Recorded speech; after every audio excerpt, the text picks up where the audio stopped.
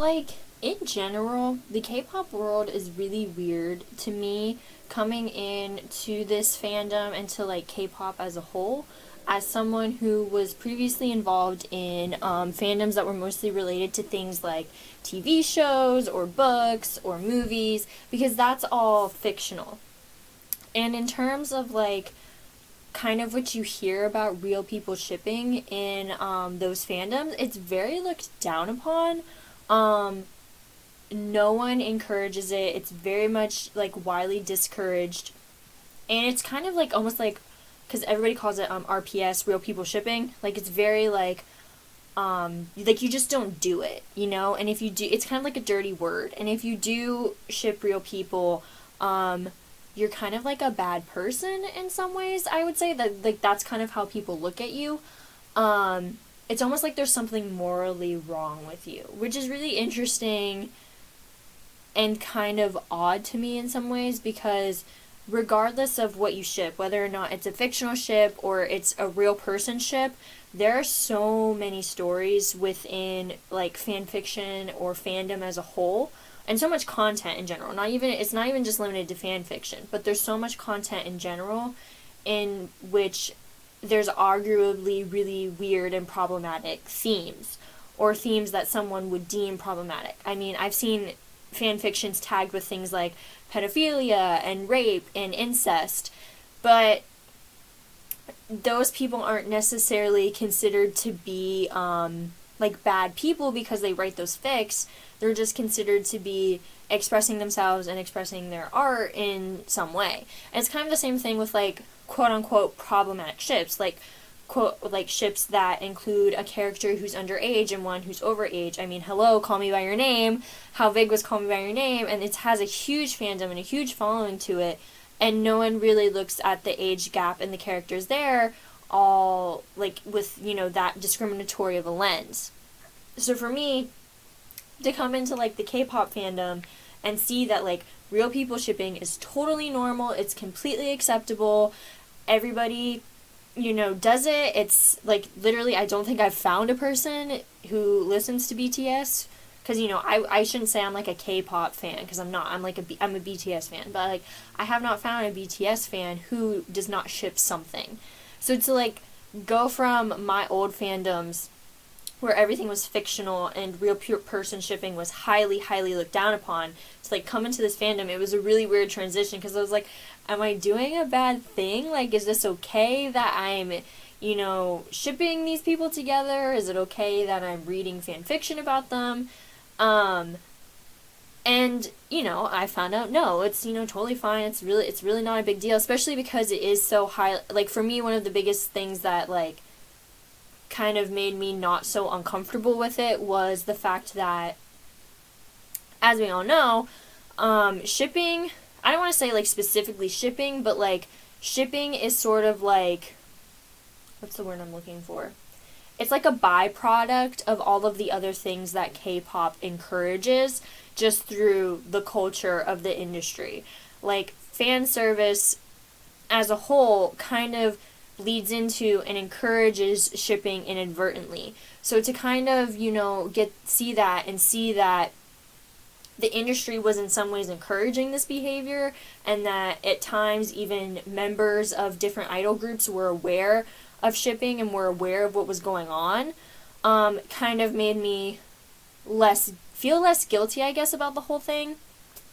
But then, of course, I learned about what fan service actually was and kind of what it entailed, and the attitudes that people had towards real person shipping, and that's where I kind of started to have a problem. And not that, you know, I feel guilty about, you know, real person shipping anymore or anything like that, but just in the sense that fan service is an issue, and the fact that it encourages shipping is an issue, because the way that people now look at real person shipping within K-pop is very much influenced by fan service in a lot of ways, I think.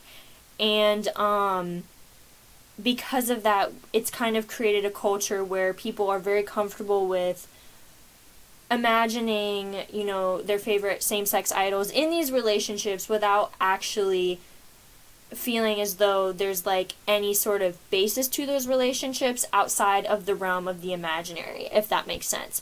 And that is a problem and is something that needs to be addressed. And it's something that I wish more people would talk about and more people would be upfront with, like, admitting to doing and wanting to understand. So first of all, before we can really have this discussion, we need to talk about what fan service is. And I did a whole video already about fan service and went into detail about the topic, and also included some clips within that video so people would just have examples of what fan service like behaviors actually would be. But that video more so went into looking at defining what fan service is and what it isn't. So I'll still include a link to it in the description if you want to watch that. But I do want to get like a little bit more into exactly how fan service works and how it's used within K-pop, and what types of behaviors actually constitute as fan service and why it's such a problem as a whole. So first of all, fan service is basically, from my understanding, a marketing tactic sort of developed by both the K-pop industry and I know it's also used a lot in the J-pop industry, in which idols are basically encouraged to engage in behaviors that are pleasing and sort of enticing to their fans or to audience members in some way. And more often than not, since all boy groups and all girl groups are so popular in K-pop, these behaviors are typically encouraged between same-sex members of groups. So this can be anything from like fan service during concerts where like two members might get really close to one another and like almost look like they're gonna kiss. It might be really excessive or sexual types of skinship. And then it also can be related just to the fans themselves. I would say a lot of the things that go on at events like fan signs would be considered fan service, like those like questions that they'll answer and they'll play it up and, you know, tell, you know, the fans that they're going to marry them one day. That sort of thing is fan service.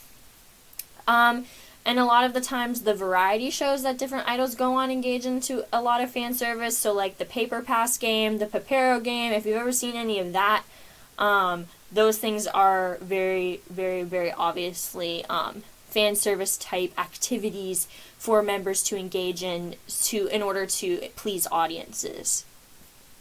And in particular, the one that causes, well, actually, I guess they're all problematic in their own way, but the one that from my perspective causes the most problem is the whole idea of fan service between members. Because really what it's doing is it's taking homoerotic acts or just male sexuality in general and commodifying it and turning it into something that really only exists in the realm of fantasy rather than real life. And that's particularly a problem in South Korea because of the fact that South Korea is still very behind in terms of the way that they deal with LGBTQ issues and the LGBTQ community.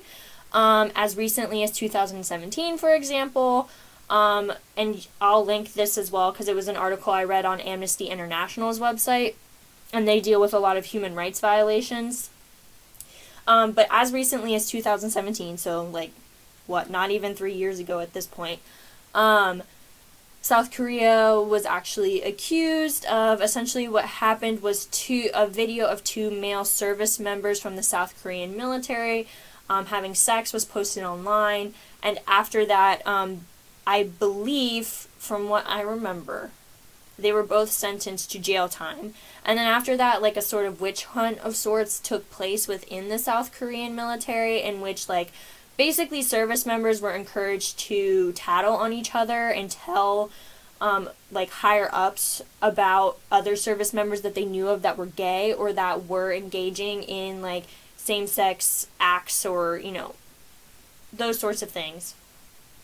So, especially in a place like South Korea where same-sex sexuality or same-sex love is not still something that's not openly recognized or protected in any sort of way, or is very often expressed in the media, aside from, someone like Holland.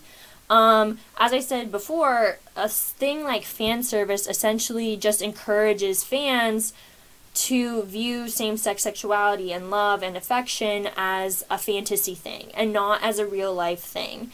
It basically kind of creates the idea within fans' minds that, oh, well, my favorite member would never be gay. Like, they're just doing that, like, it's just cute to watch. And, they're just doing that for fun. And they're just best friends. It kind of creates that sort of idea where they would never be gay in real life, if that makes sense.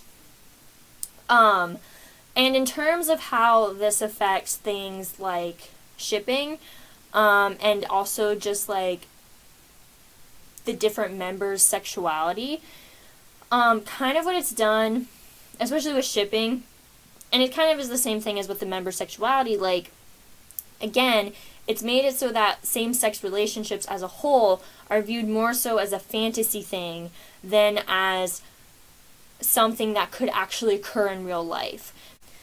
Like, for example, one of the biggest things that I always hear within the BTS fandom is that none of these ships are real. They're all made up. They're for fun. We just ship for fun. This is all pretend. All of these things that are happening are either fan service or it's just, the boys being best friends, etc.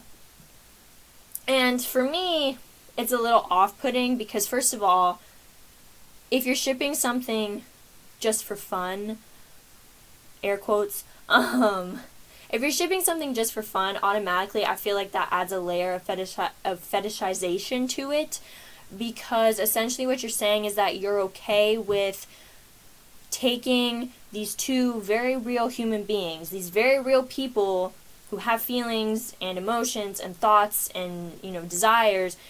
You're okay with taking them and projecting onto them and putting them in situations in your fan fictions and your fan art and, whatever. You're okay with doing that. You're okay with that relationship existing in a fantasy world. But essentially what you're saying is that it's not okay to also think that that relationship has a very high likelihood of actually existing in real life outside of fantasy.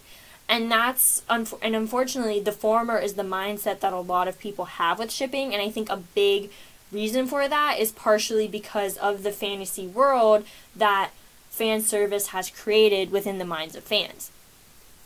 And I think it's kind of the same way with, addressing sexuality within each of the members. A lot of people are not super into assuming any of their sexualities, which I agree with. I don't really think you should assume anyone's sexuality because you don't know them in real life, so you have no way of knowing.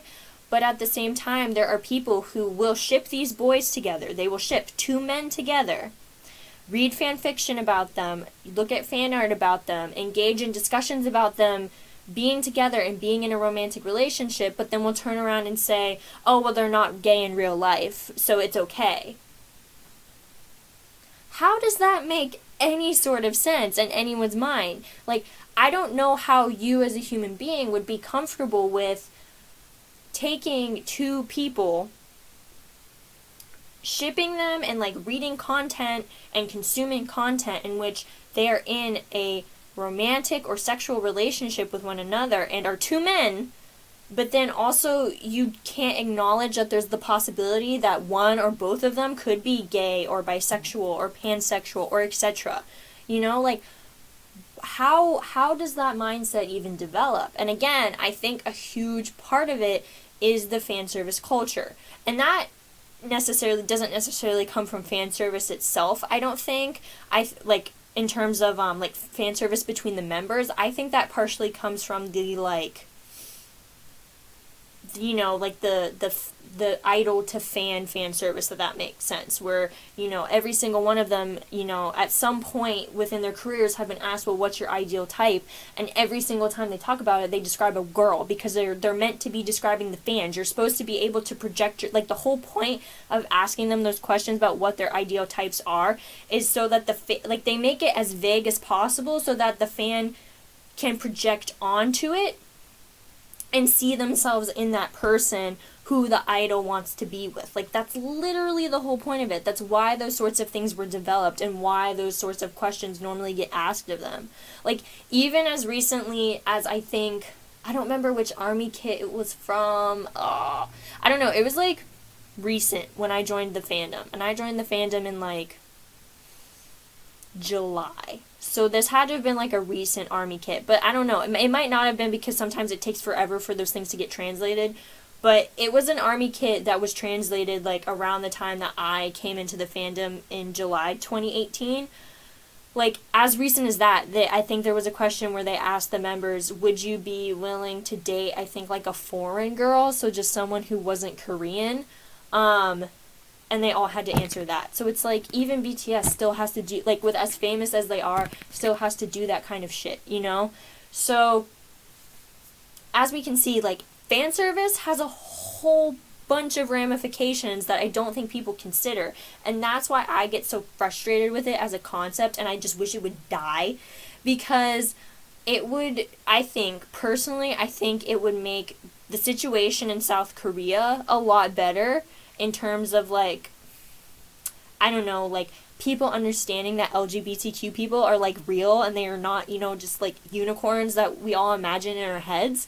But it would also, I think, change the situation in terms of how people look at real people shipping the members, and also just addressing their sexualities as a whole. And I think it would move it towards a more positive direction, in my opinion. Maybe not. Who knows? Fandom is, like, a really weird place, and, like, eventually everything blows up and goes to shit. But I personally think it would move it into a more positive direction.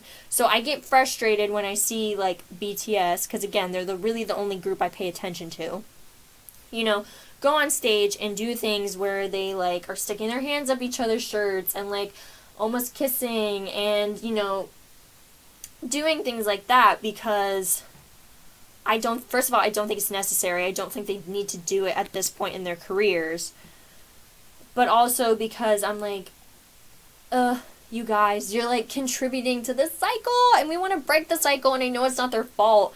It's something they've been trained to do, and that has been conditioned into them to do because of the industry that they come from and that they grew up in. But at the same time, I'm just like, stop. Stop. So, you know, that's my soapbox on how I feel about fan service and why it's, like, a really terrible thing. And also because, you know, in general, I think profiting off of a specific sexuality, specifically within a society where, like, LGBTQ people are not treated well or are not recognized as, you know, and as having basic human rights, I think profiting off of that sexuality in general is a super shitty thing. But then you also have the added layer on top of the basic denial of human rights for LGBTQ people in South Korea, and it's just, like, a super messy, not cool situation, and it's one that I just wish would go away.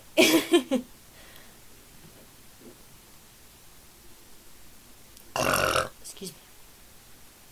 So that's all I have to say today on this topic. I hope you guys enjoyed this video. I haven't made one in a while because I've just been super busy with school and stuff. But I really wanted to make this video because it's a topic that's been bothering me for a while. So yeah, hope you guys enjoyed. As I said before, I'll link my other video about fan service in the description, and I'll also link the article that I found from Amnesty International, if you guys are interested in reading that and just kind of checking it out so you can gain, like, a little bit more of a perspective about the current situation of LGBTQ rights in South Korea. But besides that, I hope you guys, I hope you enjoyed this and have a good rest of your day.